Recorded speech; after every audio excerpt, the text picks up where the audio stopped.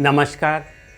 कौशल योग के आज की इस कड़ी में हम लोग भुजंगासन के अभ्यास की विधि सीखेंगे।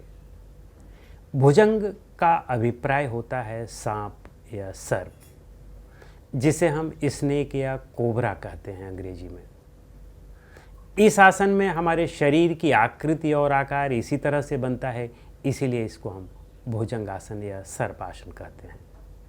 आइए अब हम लोग इस आसन के अभ्यास की विधि देखें और फिर इसकी सावधानियों और लाभ की चर्चा करेंगे। इस आसन के अभ्यास के लिए हमें पेट के बल लेटना होता है, तो पेट के बल हम लेट जाते हैं और फिर उसके बाद इसका अभ्यास करते हैं। तो आइए अब हम लोग पेट के बल लेटते हैं।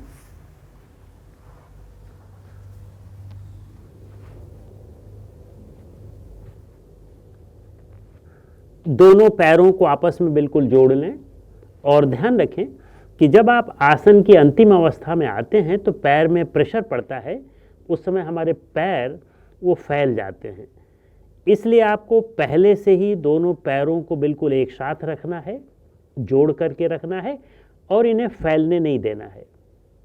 दोनों हाथ की हथेलियों को आप यहाँ कंधों के पास रख लें और ध्यान रखें कि जितना हमारे कंधों में अंतर होता है, गैप होता है, उतना ही अंतर हमारे दोनों हाथ की हथेलियों के बीच में होना चाहिए।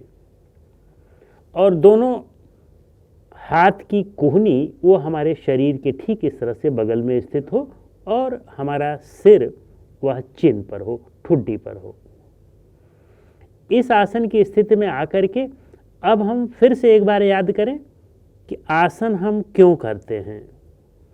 आसन का अभ्यास हम अपने शारीरिक सजगता बढ़ाने के लिए करते हैं।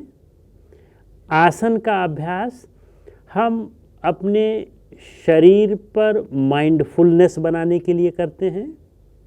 आसन का अभ्यास हम अपने शरीर को ध्यान या समाधि पर ज़्यादा देर बैठने के योग्य बनाने के लिए करते हैं।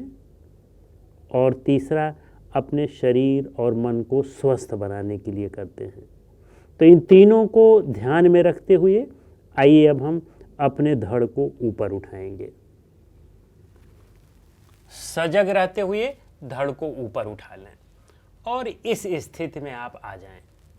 कुछ लोग कहीं कहीं कुछ ग्रंथों में केवल कोहनी हमें ऊपर उठाना होता है और इस तरह से हम ऊपर छत की ओर अपनी दृष्टि रखते हैं, लेकिन दोनों पैर जुड़े हुए होंगे, ये ध्यान रखना है। और इस स्थिति में हम आरामदायक समय तक रुके रहें और फिर वापस आ जाएं। कहीं कहीं कुछ ग्रंथों में इसे अर्ध भुजंगासन भी कहा गया है। अब इसके बाद जो दूसरी स्थिति है, हम अपने धड़ को ऊपर उठाते हैं हथेलियों के सहारे और फिर इस तरह से हम ऊपर उठा लेते हैं और अंत में हम ऊपर की ओर देखते हैं।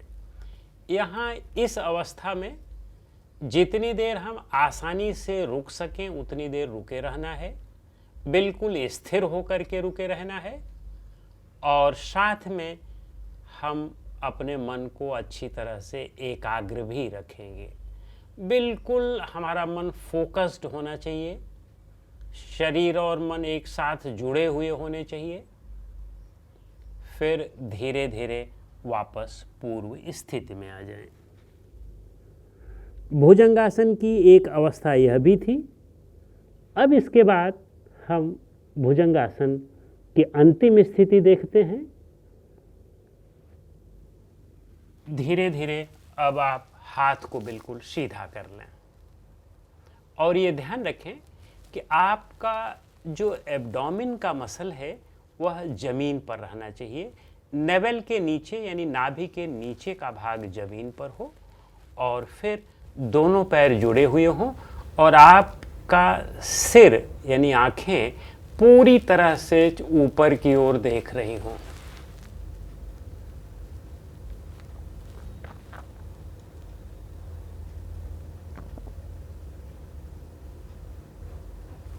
बिल्कुल स्थिर रहना है और स्थिर रहते हुए आप धीरे धीरे सजगता पूर्वक वापस आ जाएं।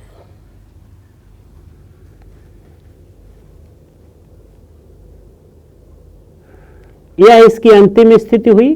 अंतिम स्थिति में हम यह भी कर सकते हैं कि धीरे धीरे हाथ को और अंदर लाएं। यदि आपके अंदर फ्लेक्सिबिलिटी है, आप हाथ को और अंदर ला सकते हैं और फिर आप धड़ को ऊपर उठाएं और ये ध्यान रखें कि आपका एब्डोमेन बिल्कुल ज़मीन पर है, या पेल्विक जो प्यूबिस मसल है वह ज़मीन पर है, और उसको ज़मीन पर रखते हुए अब आप फिर धड़ को ऊपर की ओर कर लें।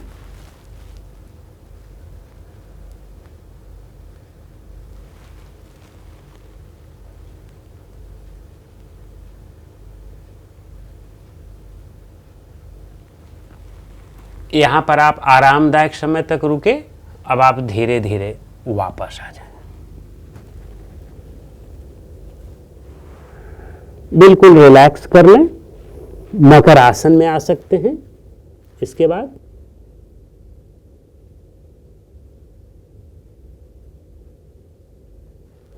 अब हम लोग इसके लाभ पर चर्चा करेंगे कि इस आसन का लाभ क्या है। आप देखें कि इस आसन में हमारे शरीर की आकृति सर्प जैसी बनती है।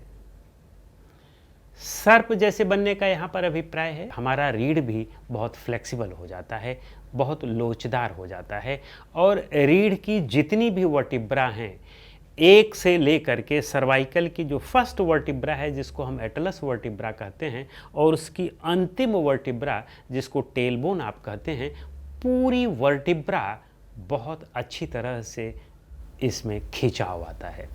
और अच्छी तरह से खिंचाव आने के साथ साथ उससे जितनी भी नर्व्स निकली हुई हैं उनमें खिंचाव आता है, उनकी डिस्क में खिंचाव आता है। इस तरह से यह हमारी रीढ़ की हर एक वर्टिब्रा का व्यायाम कर देती है, और इसीलिए यह बहुत उपयोगी आसन माना जाता है। और इसके अभ्यास से आपका रीढ़ बहुत फ्लेक्सिबल भी हो जाता है, बहुत लोचदार भी हो जाता है। लोचदार रीढ़ हमारे स्वास्थ्य की एक निशानी है। जितनी हमारी रीढ़ रिजिड होगी उतना ही हम अस्वस्थ होंगे, और जितना ही हमारा रीढ़ वह फ्लेक्सिबल होगा उतना ही हम स्वस्थ होंगे। हमारे यहाँ हठ योग में कहा जाता है कि यदि हमारी रीढ़ बहुत फ्लेक्सिबल है तो हम यंग हैं, जवान हैं, भले ही हो हमारी उम्र 100 साल हो। और यदि हमारी रीढ़ वह बहुत रिजिड है, बहुत कड़ी है, तो हम बूढ़े हैं, भले ही हमारी उम्र 10 साल हो या 15 साल हो। और आजकल के बच्चों में आप देखें कि रीढ़ की लोच बहुत कम होती जा रही है, और इस कारण उनका बुढ़ापा आप सोचें कि अभी से ही आने लगा है। तो इसलिए अपनी रीढ़ को हम पूरी तरह से स्वस्थ रखें, लोचदार रखें, और इससे हमें एक उत्तम स्वास्थ्य मिलता है। सबसे बेहतर चीज़ तो यह है। दूसरा, आइए अब हम देखते हैं कि रीढ़ को जब हम मजबूत रखते हैं, फ्लेक्सिबल रखते हैं, तो उसका लाभ क्या होता है। लाभ, सबसे बड़ा लाभ होता है उसका जो निचला भाग है रीढ़ का, जिसको आप कमर का भाग कहते हैं, लंबर, सैक्रल और कॉक्सिजियल वर्टिब्रा जो हैं, इनमें रक्त का ज़्यादा बहाव होता है, और रक्त के ज़्यादा बहाव से, रक्त के ज़्यादा यहाँ पर पहुँचने से स्वाभाविक सी बात है कि ये मजबूत हो जाते हैं। तो इन अंगों में जो भी रोग होता है, जैसे लंबैगो है, लुम्बैगो में क्या होता है कि आपका रीढ़ कड़ा हो जाता है, निचला भाग कमर कड़ा हो जाता है। जब आप इसका अभ्यास करते हैं तो वह कड़ापन दूर हो जाता है।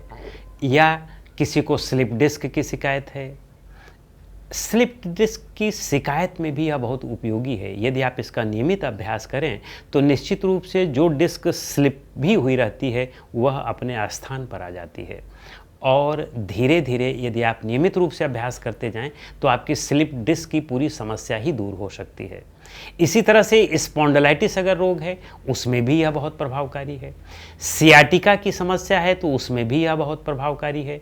तो रीढ़ के निचले भाग का यानी कमर से शिकायत कोई भी समस्या है तो उसके लिए बहुत उपयोगी है। और इतना ही नहीं, अगर डॉर्सल या थोरैकिक रीजन में भी आपकी स्पाइन में की वर्टिब्रा में कहीं कोई दिक्कत है तो उसकी भी समस्या का यह समाधान कर देता है। यानी वहाँ पर भी स्लिप डिस्क और स्पॉन्डिलाइटिस है तो उसकी भी समस्या का निदान कर देता है। लेकिन उस स्थिति में यह ध्यान रखना होता है, जब स्लिप डिस्क या स्पॉन्डिलाइटिस आदि की शिकायत हो तो उसे हमें बहुत सावधानी के साथ करना होता है, योग्य मार्गदर्शन में करना होता है, अन्यथा समस्या और बढ़ सकती है। यानी कि जैसे अगर आप थोड़ा सा उठ सकते हैं तो आप बहुत ज़्यादा ना उठने का प्रयास करें। रोग की स्थिति में अगर आप इतना उठ सकते हैं तो आप थोड़ा सा कम ही रखें। धीरे धीरे धीरे धीरे जैसे जैसे क्षमता बढ़ती जाए वैसे उठाते जाएं। तो इस तरह से हम देखते हैं कि यह इनके लिए उपयोगी है। अब इसके बाद एब्डोमेन के अंगों के लिए भी उपयोगी है, क्योंकि कमर का खिंचाव वह आपके एब्डोमेन पर प्रभाव डालता है, आपके एब्डोमेन को आगे की तरफ प्रेस करता है, तो उसकी मसल्स जो है वे खींच जाती हैं। तो रेक्टस एब्डोमिनस मसल और साथ में ट्रांसवर्स एब्डोमिनस मसल्स और साथ में इसमें आप देखें कि एक्सटर्नस क्वाड्रिटेटस मसल्स, इन सब की बहुत अच्छी एक्सरसाइज हो जाती है। और इसमें क्वाड्रेटस लंबोरम मसल जो होती है उसकी भी बहुत अच्छी तरह से व्यायाम हो जाता है। तो कहने का अभिप्राय है कि एब्डोमेन के सारे अंग बड़े सशक्त और मजबूत हो जाते हैं। फिर यह एब्डोमेन के साथ साथ हमारे जेनाइटल अंगों को भी प्रभावित करता है। जितने भी जेनाइटल अंग हैं वे सारे इसी रीजन में हैं और इसी रीजन पर आप इसमें ज़्यादा दबाव डाल रहे हैं, तो आपके जेनाइटल संबंधी जितनी भी समस्याएं हैं उन सब का समाधान हो जाता है। चाहे वह महिलाओं से संबंधित रोग हो, चाहे पुरुषों के जेनाइटल संबंधित रोग हों, उन सब के लिए यह बहुत उपयोगी और कारगर आसन सिद्ध होता है। और फिर इसी के साथ यह हमारे यूरिनरी सिस्टम के लिए भी बहुत उपयोगी है। यूरिनरी सिस्टम में आपकी किडनी को बहुत अच्छी तरह से रक्त की सप्लाई करता है। आपके जो ब्लैडर है उनमें रक्त की सप्लाई ज़्यादा बढ़ा देता है। यूरेटर और यूरेथ्रा में भी रक्त की सप्लाई बढ़ा देता है। तो इस तरह से यह हमारे यूरोजेनाइटल पूरे सिस्टम को ही मजबूत और सशक्त कर देता है। फिर इसके बाद आप आगे आए चेस्ट की तरफ। चेस्ट को भी एक्सपैंड करता है। चेस्ट की सारी मसल्स एक्सपैंड होती हैं और इससे चेस्ट का तो व्यायाम हो ही जाता है, साथ में हमारे लंग्स यानी फेफड़े और हृदय का भी व्यायाम हो जाता है। उनमें भी अच्छा खिंचाव करके उनमें भी रक्त का संचालन बढ़ा देता है। और यह लीवर के लिए भी बहुत उपयोगी है, पैंक्रियास के लिए भी बहुत उपयोगी है। यानी आप यूँ कहें संक्षेप में कि शरीर का कोई भी अंग ऐसा नहीं है जो इससे प्रभावित ना होता हो, चाहे वह आपके ग्लैंड्स हों, आपके नर्वस सिस्टम हो, इन सब के लिए बहुत उपयोगी है। और बाकी अन्य अंगों की हमने चर्चा कर ही दी है। तो इस तरह से संक्षेप में यह हमारे शरीर के सारे अंगों के लिए रामबाण सिद्ध होता है। आइए अब हम देखते हैं कि किन लोगों को इसका अभ्यास नहीं करना चाहिए।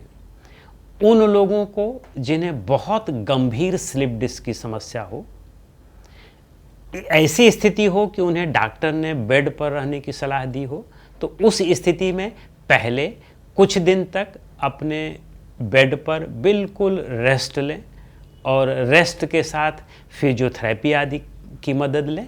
और फिर जब थोड़ा सा आराम मिले तब धीरे धीरे योग्य मार्गदर्शन में इसका अभ्यास यदि आप करते हैं तो डेफिनेटली निश्चित रूप से कहा जा सकता है कि आप इस समस्या से पूर्णतया मुक्त हो सकते हैं। ऑपरेशन आदि करने की कभी नौबत नहीं आती है। तो इसलिए हमें इस बात का ध्यान रखना है। दूसरा, जिन्हें हर्निया की शिकायत हो और विशेष रूप से इंग्विनल हर्निया, उन्हें भी इसका अभ्यास नहीं करना चाहिए। और तीसरा, जिन्हें गंभीर उच्च रक्तचाप की बीमारी हो, उच्च रक्तचाप बहुत ज़्यादा हो जाता हो, तो उस स्थिति में भी अभ्यास नहीं करना चाहिए। हृदय रोग में भी बहुत खींच करके अभ्यास नहीं करना चाहिए। पहली या दूसरी स्थिति जो हमने दिखाई उसका अभ्यास कर सकते हैं। तो इस तरह से इस आसन की ये सीमाएं हुई और सावधानियां हुई। लेकिन एक बात जो सबसे महत्वपूर्ण है वह यह है कि अपने भावनात्मक संतुलन और मानसिक संतुलन लाना चाहते हैं तो इसको एकाग्रता के साथ करें। पूरे शरीर में सजगता के साथ इसका अभ्यास करें।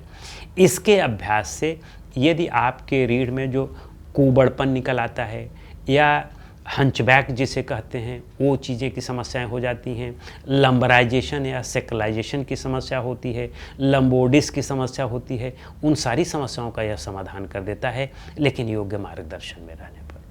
तो इस तरह से इस आसन के अभ्यास की यह विधि हुई और इसकी सीमाएं और सावधानियां और लाभ हुए। अब हम लोग अगली कड़ी में मिलेंगे किसी एक अगले आसन के साथ। नमस्कार।